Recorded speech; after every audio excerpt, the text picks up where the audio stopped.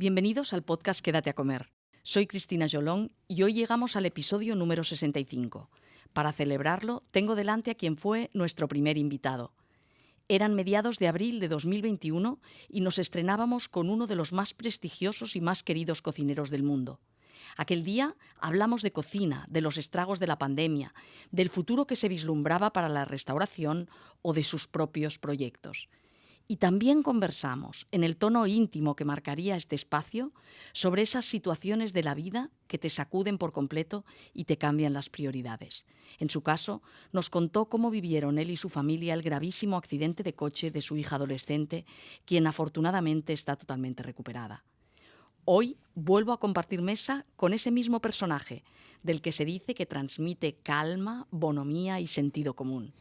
Un personaje que ha conseguido una larga lista de reconocimientos sin que se le subieran los humos y sin olvidar nunca que todo empezó en una humilde casa de comidas en el extrarradio de Girona, o de recordarnos la admiración que siente hacia sus padres y sus hermanos con quienes lidera el Saller de Can Roca.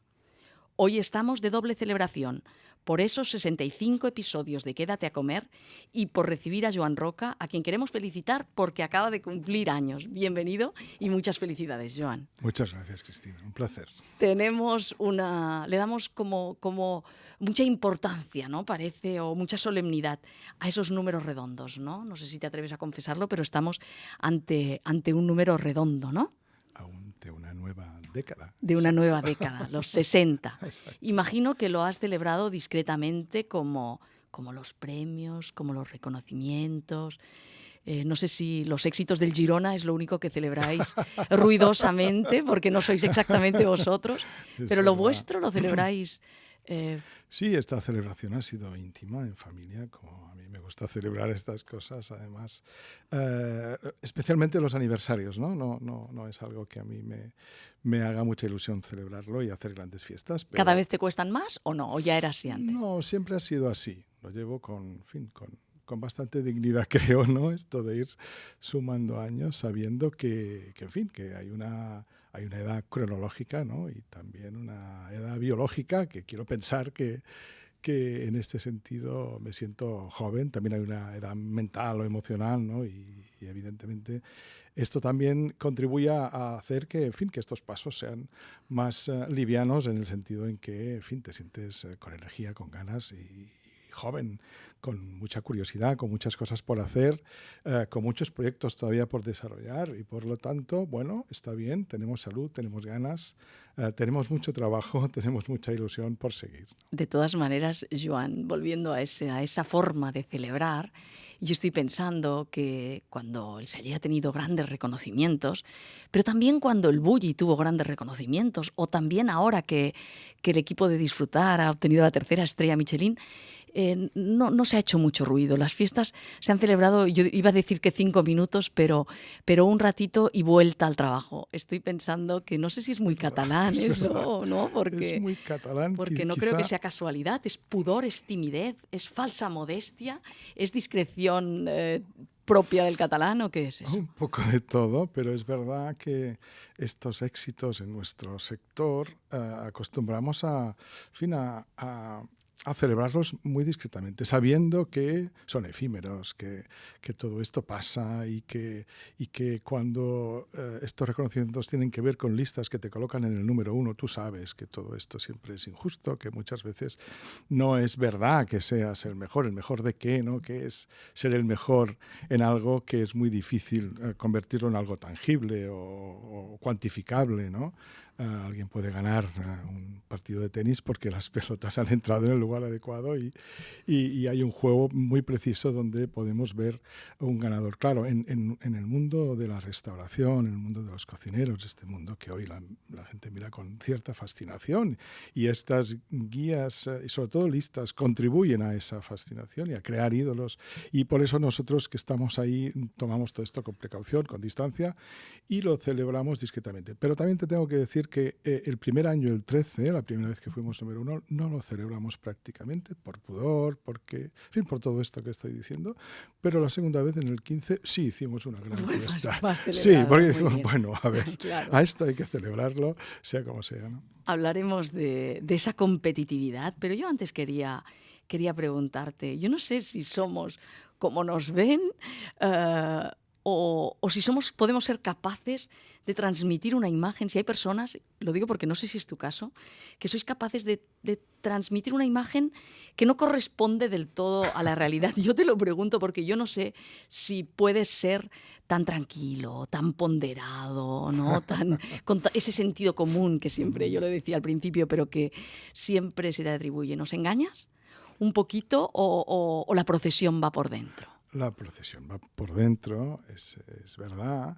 Intento ser equilibrado, soy bastante introvertido, pero también, en fin, soy quizá también competitivo, intentando sacar lo mejor de mí mismo, y soy muy inconformista, con muchas ganas de hacer cosas, de mejorar lo que hacemos, en fin, de sentirte parte de un mundo que también te exige y tú mismo te exiges para poder hacer las cosas cada día un poquito mejor. Hay una procesión que va por dentro y que, a pesar de esta imagen probablemente que intento proyectar de calma, de consenso, de búsqueda de este sentido común al que te referías, también hay por dentro rebeldía, y en fin, y un cierto inconformismo permanente, ¿no? Y luego, yo creo que cualquier persona que juega, diríamos, en la Fórmula 1, sea de la gastronomía o del ámbito que sea, ¿no? Pero que juega al más alto nivel,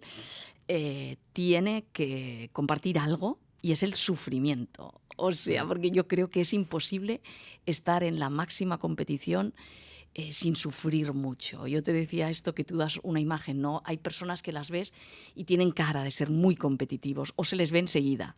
Tú quizás lo disimulas un poquito más, pero el sufrimiento, de eso no se libra nadie que está en lo más alto, ¿no? Me imagino. Es verdad, el sufrimiento está ahí y forma parte del papel que de alguna forma vives como cocinero en esa sociedad en que nos sentimos observados, y en el momento en que entras en una lista, aunque no sabes cómo has entrado en una lista, y lo que quieres es llegar al número 1. Esto es cierto, y por lo tanto nosotros de alguna forma en estos años en que estábamos ahí, ¿no?, manejando esas primeras posiciones, recuerdo años en que estábamos en el 3, en el 2, bajábamos otra vez y no acabábamos de llegar al 1, había un sufrimiento en ese sentido, pero no tanto por nosotros mismos, sino también por todo el entorno que nos observaba y por toda la gente que nos quiere y que pensaba que de alguna manera intuía este sufrimiento, ¿no? Antes pasó lo mismo con las estrellas Michelin. Exacto. Quiero decir, tú estás hablando de 50 Best, de la lista de los mejores restaurantes del mundo, pero ocurre con todo, ¿no? Exacto.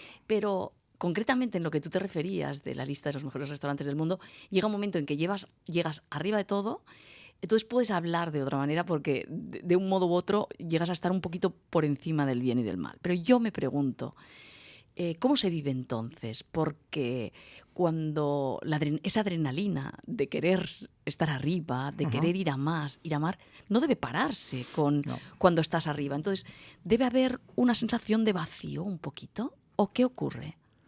No, yo creo que la competición, el ser competitivo, tiene que ver con intentar seguir haciendo las cosas bien, y en este ámbito de la gastronomía lo importante, esa competitividad, la entiendo más por ser distinto, por ser diferente, por ser auténtico, no tanto por ser mejor que otro, porque es obvio que una vez superado esto de estar ahí en una lista y demás, lo importante es seguir.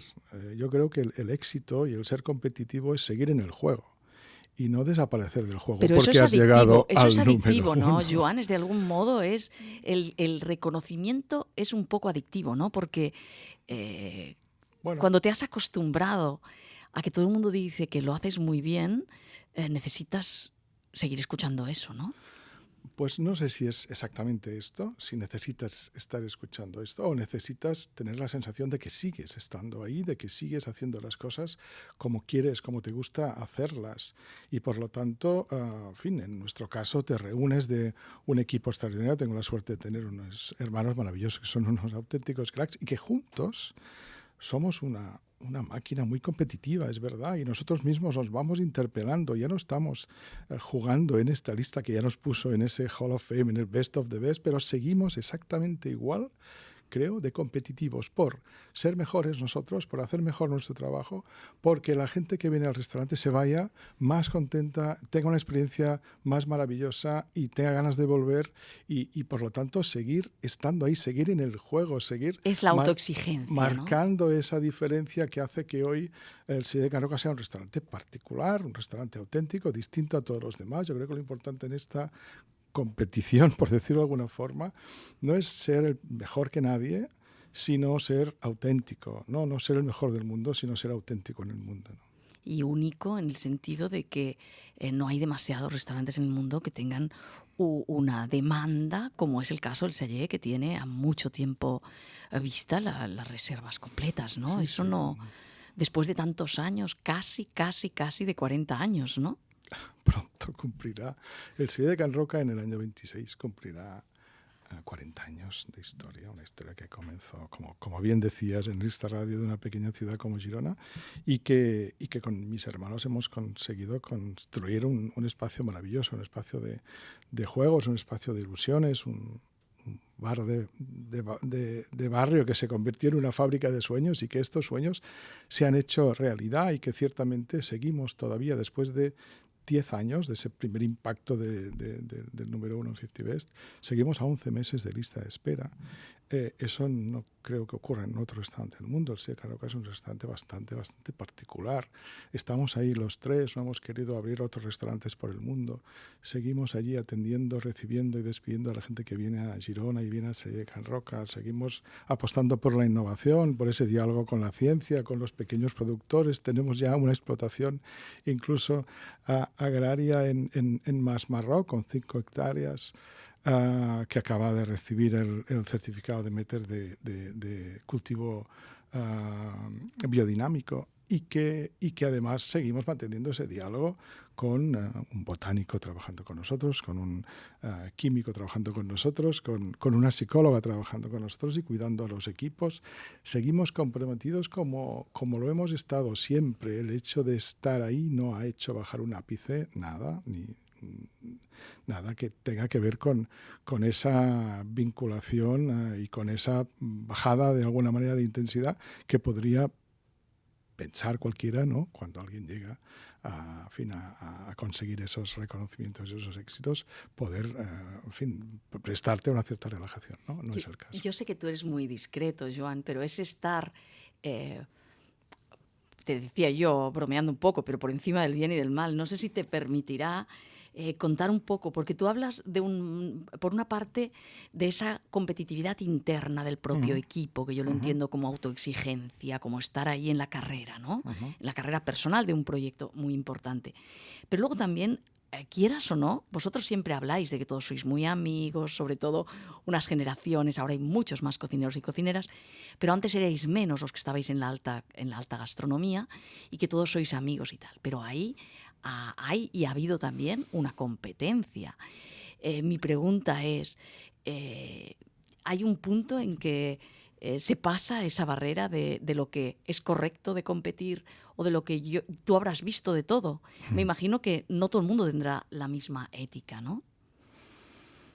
Tú habrás visto competitividad descarnada de alguna manera. Sí, es verdad, pero no la hemos sufrido. Y yo creo que también, por otra parte, hemos visto como esa misma competitividad y esa competencia descarnada en un momento dado se convierte en cooperación, en colaboración. Lo hemos visto recientemente. Como si fuera un proceso de madurez, el Sí. no vivirlo como algo Yo demasiado... creo que sí. La cocina siempre ha sido humanidad y ha sido cooperación, colaboración, compartir. El hecho de que compitamos era algo nuevo, algo que pasó hace recientemente cuando surgieron las listas. Antes no existían. Existía y sigue existiendo, por supuesto, Michelin, que es otro tipo de baremo, ¿no? y de clasificación de restaurantes, donde muchos restaurantes pueden tener 3 estrellas Michelin en el mundo, o 2, o 1, y esto es un símbolo de prestigio y de poner en valor tu trabajo. Las listas lo que hacen es crear una tensión a la que no estábamos acostumbrados. Y de hecho, cuando yo entré en esto no existía. Y hemos tenido que aprender a gestionar esto y llevarlo de la forma más, en fin, con más dignidad posible, ¿no? Pero es obvio que en algunos momentos ha habido tensiones. Después hemos sido capaces de gestionar todo esto y de hacer que esto fluya de una manera muy natural.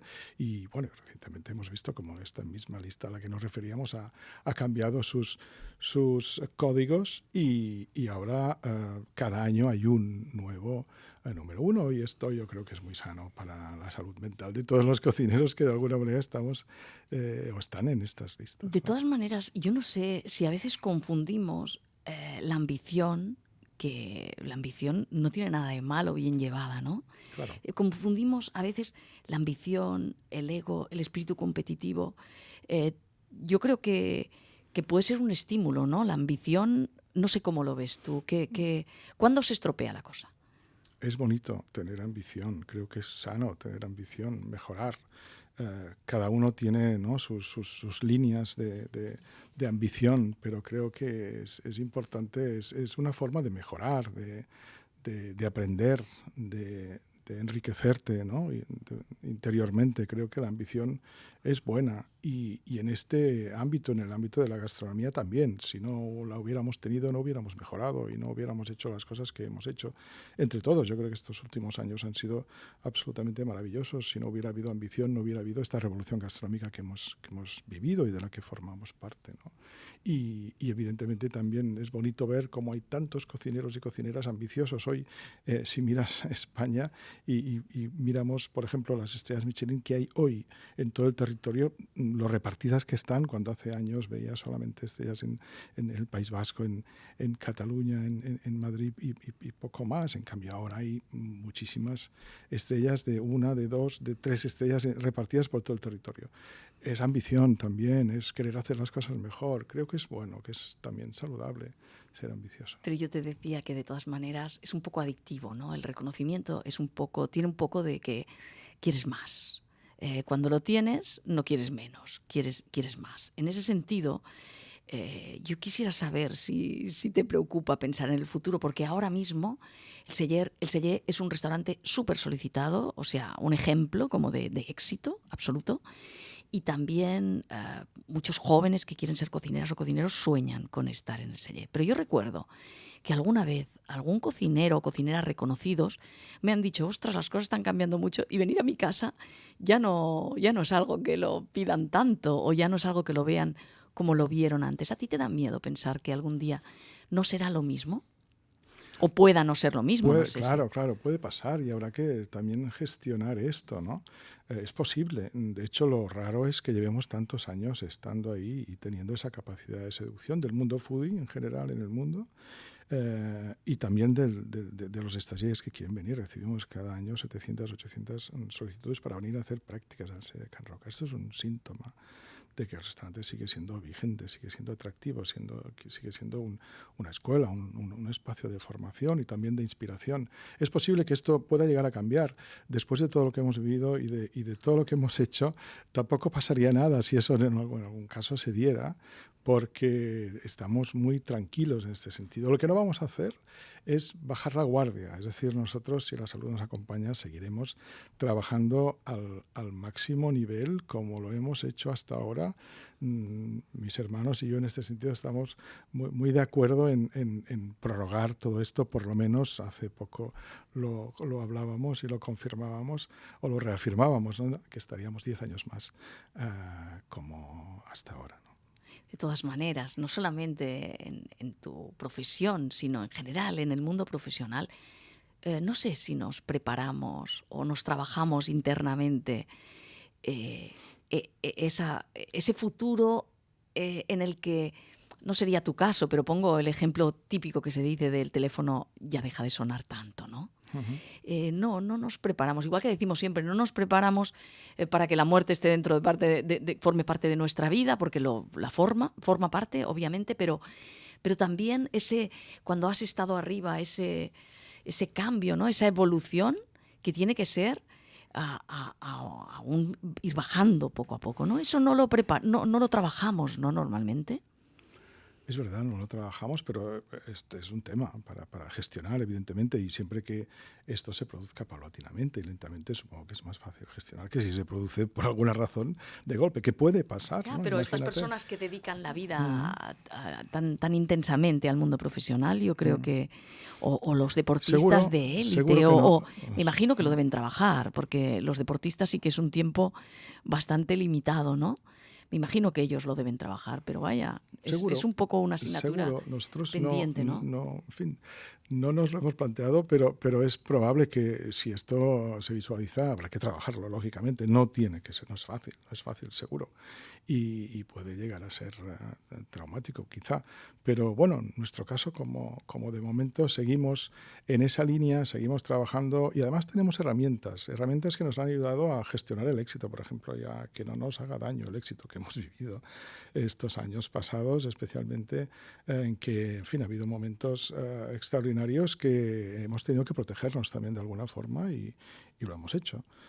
Tenemos a Inma Puig trabajando con nosotros desde hace pues ya más de 10 años, gestión emocional de los equipos Y la y sostenibilidad humana nosotros de los también, que nos restaurantes, ¿no? Que es protegemos de importantísimo, todas estas claro. cosas y exacto, y nos ayuda a cuidar a las personas, a hacer que todo el equipo se sienta bien, se sienta escuchado, se sienta bien tratado.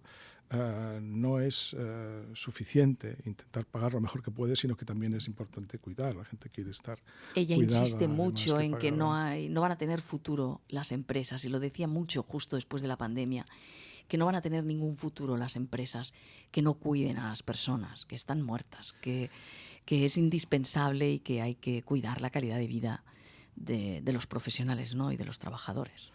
Sí, lo comparto totalmente y es cierto, ¿no? Estamos en una revolución humanista, ¿no? Donde todo está cambiando y las personas hay que ponerlas en el centro de las empresas.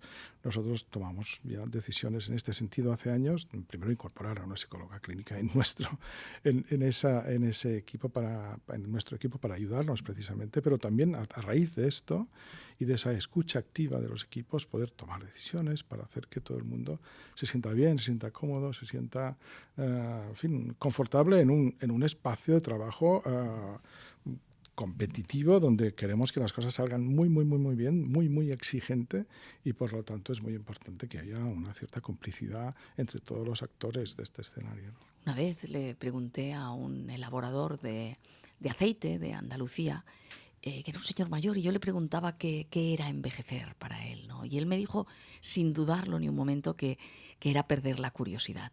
En ese sentido estamos a salvo, ¿no, Joan? Porque además, Sí. con 1000 frentes, con muchos proyectos, o sea, la curiosidad está ahí y la inquietud, ¿no? O sea, seguís, podríamos decir, casi hiperactivos, ¿no? También publicando libros. Ahora En sale un este libro nuevo. sentido, sí, Ahora un libro nuevo que rinde homenaje al Mediterráneo, ¿no? Pero exacto. también esa otra faceta, ¿no? De dejar constancia escrita del trabajo, de la innovación, pero también de la tradición, ¿no? En vuestro caso y en Exacto. tu caso muy concreto.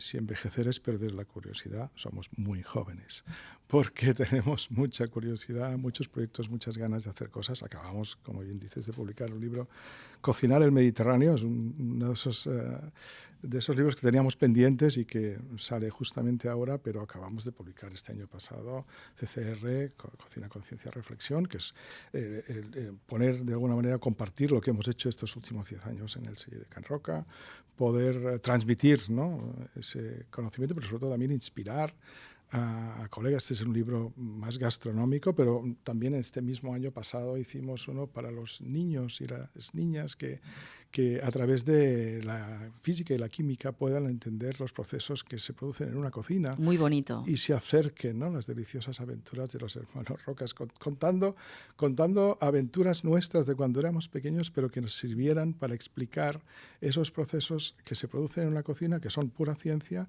y que a través de la física y la química, o a través de la cocina, los chicos y chicas jóvenes, en fin, de 7, 8, 9 años, puedan entrar en la cocina y se entusiasmen por la cocina y cocinen en casa y hagan que sus padres cocinen en casa, que creo que esto es algo que entre todos deberíamos recuperar, ¿no? Pero hay una vocación también. Tú has sido profesor y hay una vocación pedagógica también ahí, Sí, ¿no? sí, hay una vocación pedagógica en todo nuestro proyecto. Sede Can Roca es un espacio de formación vivo donde continuamente está llegando gente de diferentes lugares del mundo para ver lo que hacemos. Nosotros lo compartimos, tenemos incluso un programa formativo con todos los chicos y chicas que están haciendo prácticas con nosotros y sí, esa vocación docente que también la hemos transmitido a nuestro equipo y que nos permite poder compartir todo lo que hacemos. Creo que es algo también bonito de la cocina actual, ¿no? A diferencia de esa cocina de la que veníamos, donde los cocineros más bien guardaban sus recetas y los secretos, y ya hace tiempo, afortunadamente, que esto cambia. Y este tipo de restaurantes como el Sede Can Roca son eso, lugares también, centros de formación complementaria a la académica que ya todos tienen y que vienen de hoy en día. Hay escuelas absolutamente maravillosas que forman, pero que evidentemente hay esa parte de este tipo de restaurantes como el Sede que pueden ser también una parte fundamental de la formación. Tú dices, tenemos la curiosidad intacta y por lo tanto somos muy jóvenes. De todas maneras, sí convivís los tres hermanos con la vejez, porque vuestros padres se han hecho mayores y estáis muy en contacto con vuestros padres, siempre habláis de ellos, siempre que podéis los homenajeáis. Es algo muy bonito y a mí me gustaría hablar precisamente por esto sobre la vejez. Es una sociedad que en el podcast anterior hicimos en plena pandemia, una sociedad que en el momento, por ejemplo, de la pandemia, pues nos dimos cuenta que las personas mayores, muchas estaban muy solas y sufrieron muchísimo, ¿no? Es una sociedad con personas mayores que son las que nos han educado a nosotros y que lo han hecho después de haber vivido mucha escasez. Yo me acordaba, Joan, y me gustaría hablar de esto, de que tu madre una vez contaba que la escasez era tanto cuando era niña, era tanta que apenas tenía para zapatos, ¿no? Para llevar unos zapatos. Y yo pensaba, qué abismo, ¿no? Entre su capacidad adquisitiva y la vuestra, ¿no? Qué salto más enorme y qué cambio en tan pocos años, ¿no? No sé si la manera en que os han educado ellos tiene que ser, debido a eso, muy diferente a la que vosotros, que habéis vivido más en abundancia, hayáis sido capaces de transmitir a vuestros hijos, ¿no? Es una reflexión interesante. Nuestros padres son nuestros héroes, son héroes. Han vivido con dureza su infancia en la posguerra, donde ciertamente nuestra madre nos explica pues esto, que el día de los Reyes Magos el regalo era una naranja, ¿no? Y estaban felices porque podían comer una naranja, ¿no? Era duro, durísimo, y de esa dureza nació un espíritu luchador, inconformista también, por querer prosperar, pero también es verdad que lo pudieron hacer trabajando mucho y muy duro. Nuestro bar, el Can Roca, no cerró hasta que yo tuve 14 años ningún día de la semana. Trabajamos todos los días, todos los festivos, y para nosotros era natural. Yo ya tenía 14 años el primer día que cerramos un sábado por la tarde, y más adelante luego todo el día, y luego ya mucho más adelante, un día y medio, y mucho más adelante los 2 días actuales. Pero bueno, nosotros nos sentíamos afortunados de vivir lo que vivíamos sabiendo lo que habían vivido ellos.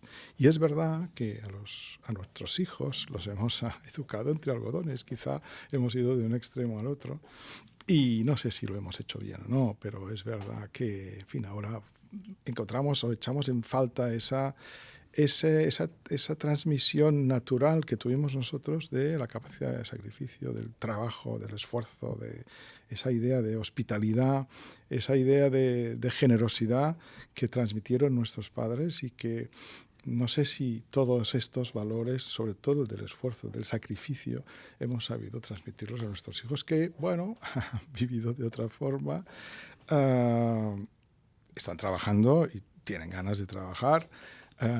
Y es difícil generalizar, pero es verdad que es una generación, los jóvenes de hoy de 20 y pico años, se enfrentan a un mundo nada fácil, donde en fin, no es tan fácil emprender, no es tan fácil prosperar, no es tan fácil poder comprar una vivienda. Es una generación que no lo tiene fácil, y hay que saber entender también que por una parte han sido muy protegidos, pero por otra parte también sufren esa sociedad dura a la que se enfrentan, que lo único que en realidad tienen es su libertad. Es probablemente por esa razón que muchas veces priorizan su tiempo libre, más que pensar en trabajar o hacer sacrificios, ¿no? Albert Rauric en este mismo podcast hablaba de este tema, ¿no? Y él decía que determinados trabajos no se pueden hacer con un tiempo escaso, ¿no? Vosotros aquí habéis tenido la posibilidad y habéis dedicado el dinero y el esfuerzo en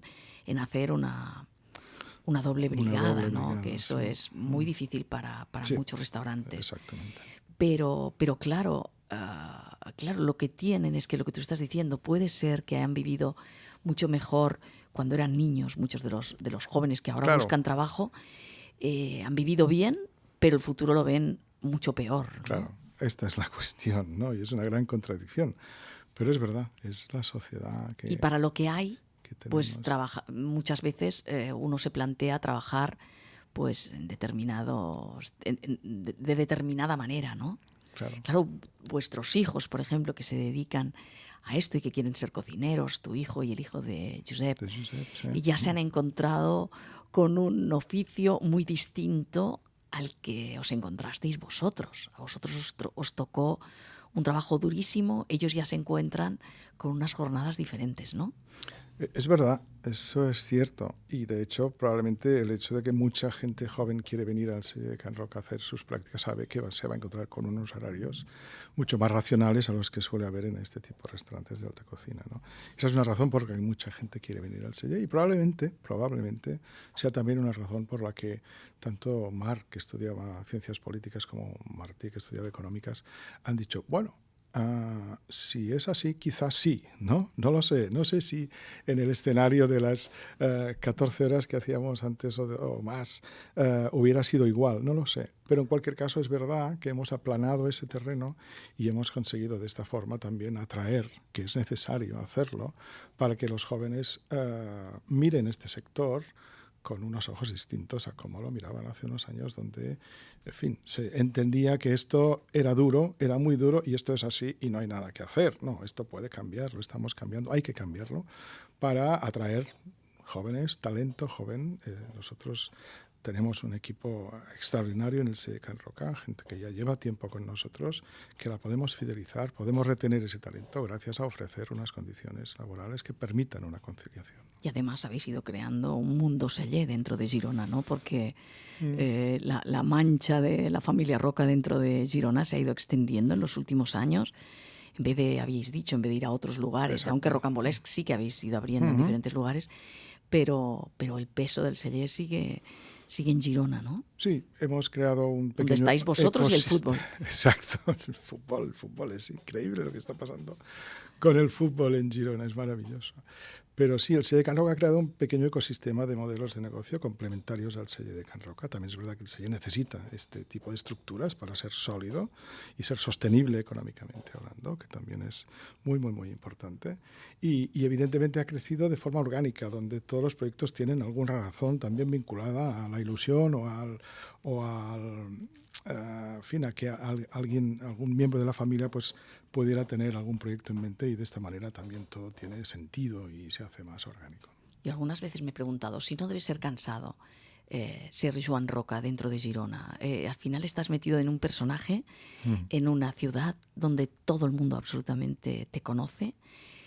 ¿No llega a cansar el propio papel, el propio personaje? ¿Uno se acostumbra mucho o siempre tienes que ser Joan Roca del Selle de Can Roca? En una ciudad más grande podrías tal vez pasar más desapercibido, pero estás en un rol y en el restaurante donde cada día hay 2 funciones y estás en un papel. ¿No llega nunca a cansar esto? Yo soy Joan Roca. Cuando paseo por Girona es una ciudad pequeña, maravillosa, en la que me siento muy, muy cómodo y muy querido además, y no me resulta para nada agobiante todo esto, es todo lo contrario, la gente es muy amable, además es muy, muy respetuosa. Sucede más cuando hay visitantes, ¿no? Cuando quizá es un poco más invasivo, pero en cualquier caso, no, me siento muy, muy bien. Es una ciudad en la que no cambiaría por otra en el mundo, y hemos viajado mucho, hemos conocido muchos lugares, pero no cambiaría la ciudad de Girona por nada. Es una ciudad que además acoge la gastronomía de una manera especial. Hoy mismo Girona ciudad tiene una propuesta gastronómica extraordinaria como nunca la había tenido antes, muy diversa, con muchos segmentos distintos dentro del mismo sector, y es una ciudad muy atractiva también para vivir. Prueba es que cada vez está más demandada y, en fin, estamos en ese Está difícil equilibrio. on fire total. Claro, ese difícil equilibrio entre recibir turistas y expulsar ciudadanos, en que todo empieza a valer más, a costar más la vivienda y demás. Eso de morir de éxito, ¿no? El peligro Estamos de algunas gestionándolo, ciudades. creo, entre todos. No será fácil, pero creo que lo podemos conseguir. Al principio, en la presentación, yo hablaba de aquel primer capítulo, aquel primer episodio de Quédate a comer, que antes de recibirte hoy he vuelto a escuchar, no lo había vuelto ¿Sí? a escuchar. Y es duro, porque es duro y muy bonita la lección de vida que tú das en aquel podcast. Era 2021 y hablábamos de esos mazazos, ¿no?, que te da la vida y que te hacen cambiar las prioridades. Han pasado casi 3 años. En aquel momento tú decías que tus prioridades eran otras y las enseñanzas eran muchas, ¿no? Te han cambiado, te acaban cambiando la vida, ¿no? Es así 3 años después. ¿Qué puedes decir 3 años después? Sigue siendo igual. Ese mazazo está ahí. Hace poco lo celebrábamos y recuerdo que Marina decía, hace 3 años de la catástrofe. Y lo decía con sentido del humor, porque afortunadamente esto nunca lo ha perdido y está muy bien. Pero es verdad que todo aquello creó algo en nuestro interior que cambia las cosas, cambia las prioridades. Y yo sigo perfectamente, como hemos estado contando, ilusionado con proyectos, con cosas que todavía están por hacer, países que todavía tengo ganas de visitar, mercados, culturas que me apasionan y que todavía están ahí en esa lista, ¿no? En esa lista por hacer. Siguen habiendo muchísimas cosas que tengo ganas de hacer, pero es evidente que las hago desde una mirada lúdica. Quiero divertirme. O sea, ya no lo hago porque me lo imponga nada ni nadie, sino porque quiero seguir haciéndolo, porque tengo ganas de hacerlo, porque me apetece hacerlo, no porque tengo esa necesidad de hacer o de seguir buscando, de seguir aprendiendo. Lo hago porque me apetece, porque me apasiona y porque me gusta. Y además ahora lo puedo hacer con Marina, que le encanta este mundo y me acompaña a muchos actos y a muchos eventos gastronómicos. Es como que no se le puede pedir mucho más a la vida, porque No. el gran regalo ya te lo ha hecho, ¿no? Exactamente. Un poco esa sensación, Exactamente, ¿no? exactamente. De todas maneras, tú decías con muchísimos planes, también a nivel de restaurantes. Cuéntanos un poquito por dónde van los tiros, de las próximas aventuras que vais a... Pondremos próximamente, si es posible, esta misma primavera, no sabemos todavía fechas, pero se pondrá en marcha a Roca Sant Julià, un proyecto que anunciamos hace ya un año y que hemos estado trabajando en él y vamos a verlo. Vamos a ponerle luz dentro de poco.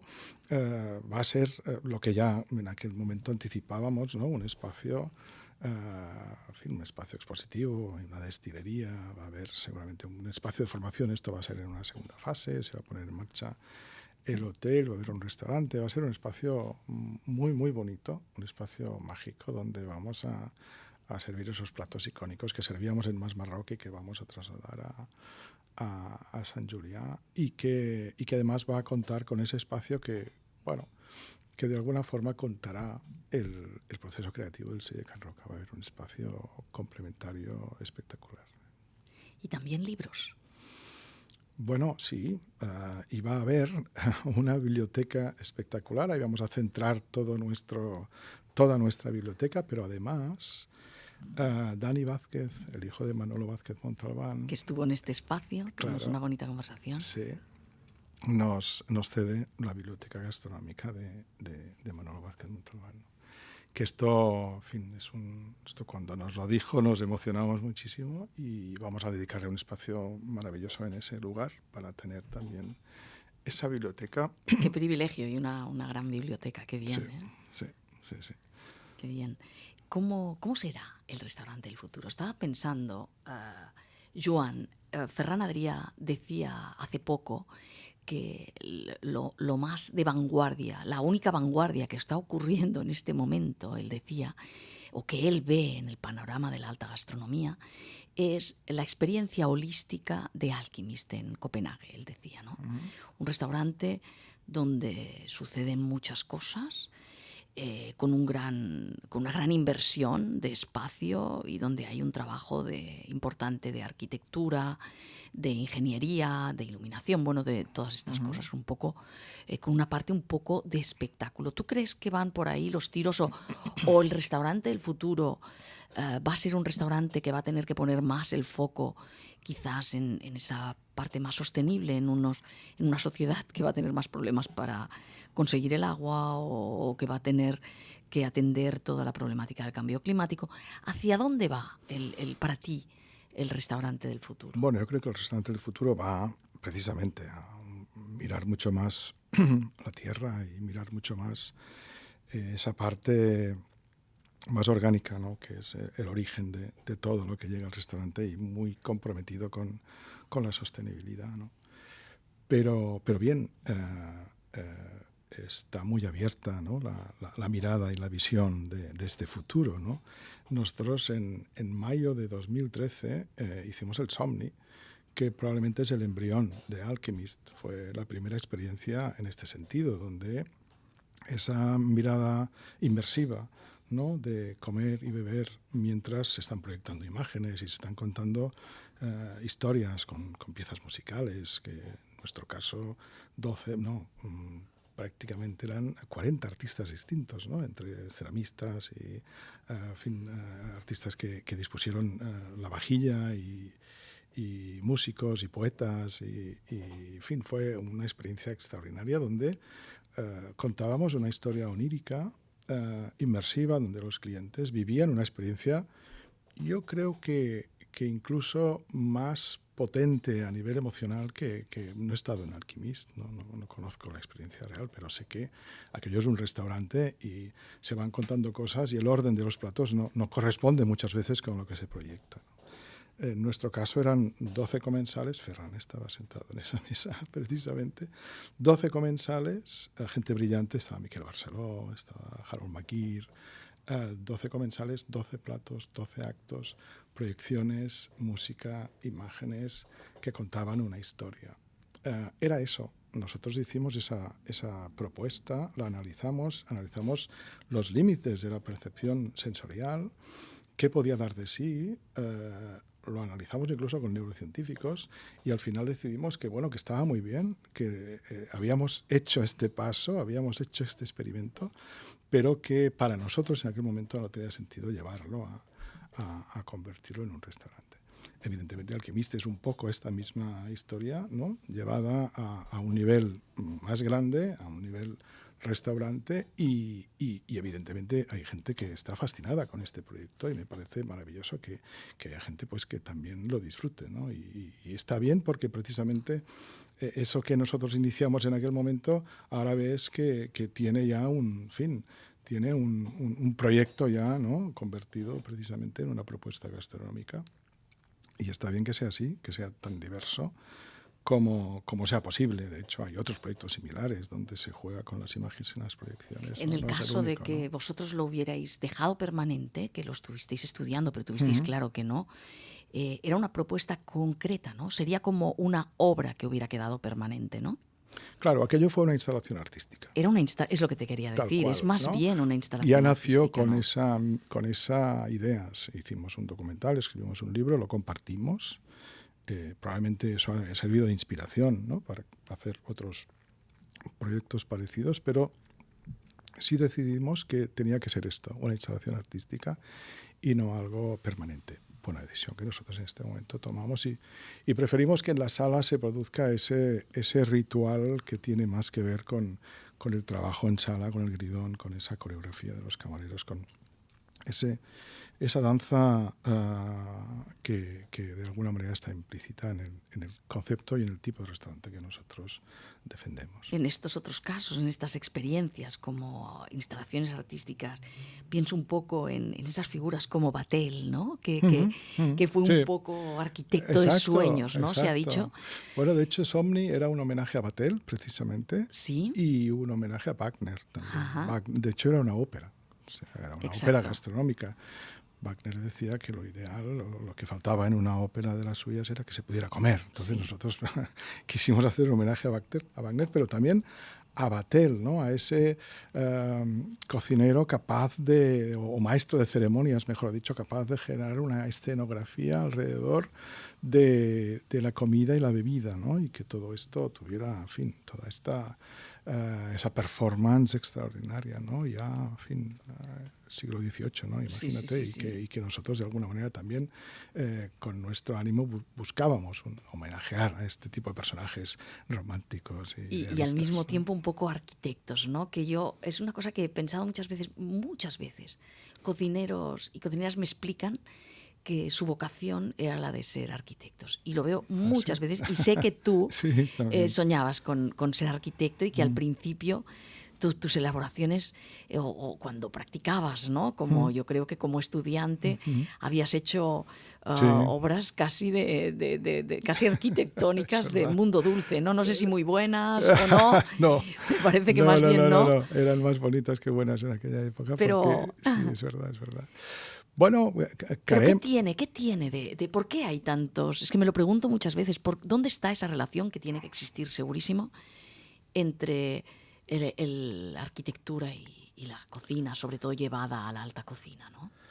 Bueno, fíjate que son disciplinas que lo que hacen es jugar con materiales, construimos, ¿no? La arquitectura utiliza materiales, construye una estructura, nosotros construimos un plato. Tiene que ser bonito, tiene que ser bueno, tiene que ser saludable. Una casa tiene que ser habitable, tiene que ser saludable, tiene que ser bonita, ¿no? Y un plato también, es decir, que hay muchísimos paralelismos, hay que escoger bien los materiales, los productos para cocinar. Hay que pensar en un concepto, en una idea, qué es lo que quieres conseguir con esa estructura, qué quieres conseguir con este plato. Hay realmente muchísimos paralelismos y de hecho en la historia también los puedes encontrar. Si te fijas en la arquitectura, ¿no? Que se hacía en el siglo XVIII, por ejemplo, era, ¿no? Recargada, barroca además, y la cocina que se hacía también lo era, ¿no? Claro. Y luego han ido habiendo movimientos arquitectónicos en las diferentes etapas en que se parecen a las cocinas que se hacen, ¿no? Donde buscan cada vez más una idea racional, una idea más lógica, más sostenible hoy, ¿no? Todos los arquitectos están pensando en sostenibilidad, los cocineros también. Todas las etapas han tenido esa relación muy, muy evidente y es probable que muchos cocineros pues tengan en la arquitectura una forma también de pensar. De hecho, Carême, el gran cocinero, también hacía, de hecho yo imitaba en esa época de mis comienzos, imitaba un poco esas estructuras de Carême donde buscábamos, ¿no? Hacer figuras con mantequilla, con grasa. Incluso llegué a hacer una fuente con un motor que le quité a mi padre de una pecera para que saliera agua, de una fuente de grasa que había hecho con grasa de ternera fundida, ¿no? Dios. Sí, sí, me gustaba mucho construir cosas con cosas de comida, ¿no?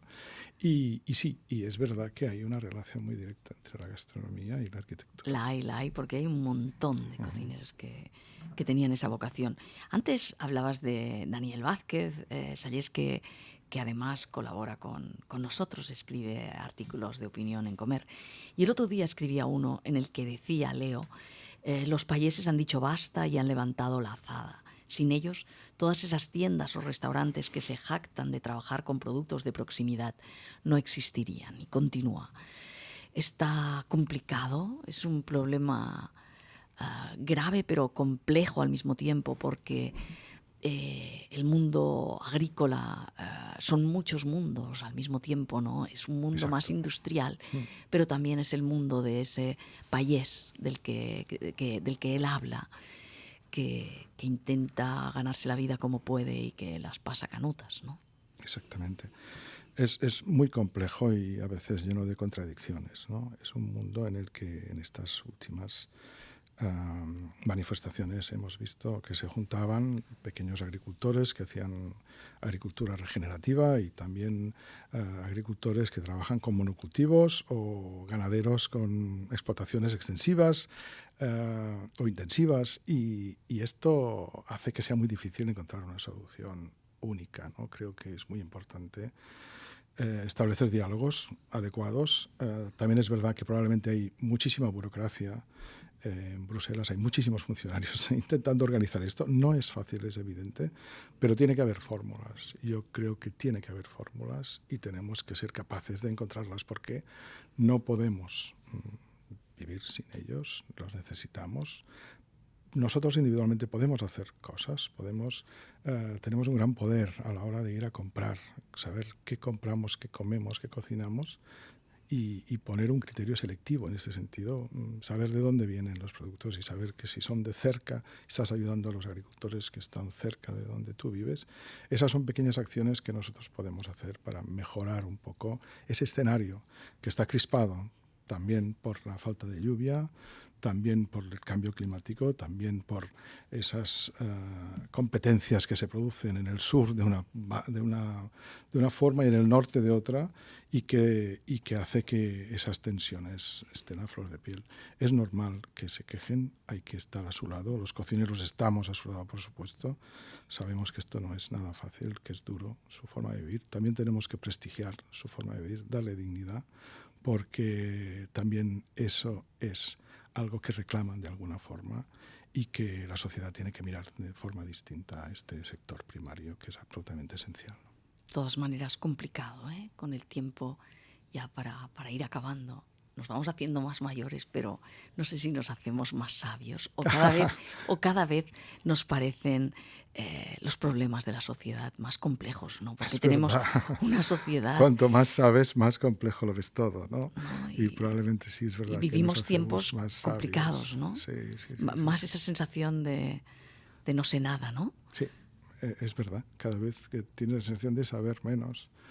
Pero sí es verdad que todo esto te hace un poco más sabio si tienes algo, esa experiencia, ¿no? Lo vivido y esa madurez que de alguna manera te da todo lo recorrido y también de alguna forma puedes intentar contribuir, ¿no?